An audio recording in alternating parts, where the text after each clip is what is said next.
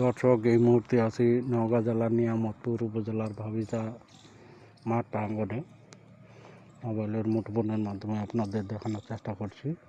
এই যে দেখতে পাচ্ছেন যে মাঠ ফাঁকা, সুন্দর মনোরম পরিবেশ, প্রাকৃতিক সৌন্দর্যে ভরপুর।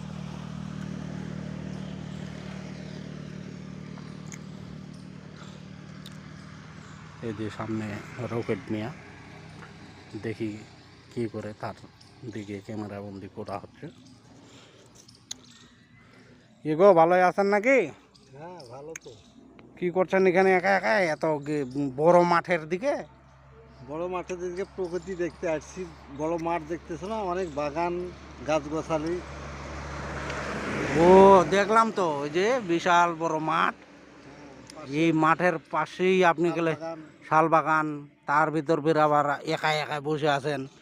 সেই জন্য মনে করছি যে কি রে, আর মানুষজন নাই, একা একাই বসে থাকতে ভালোবাসেন নাকি? হ্যাঁ, একা একা নিরিবিলি বসে থাকতে ভালো লাগে। ও তাই, এটাই তো দেখা যাচ্ছে। বাহ, আবার ফের আজকে মাথার যে ডিজাইন করা হয়েছে মনে হয়। হ্যাঁ, চুল কাটালাম তো। চুল কাটাইছেন কত দূরে?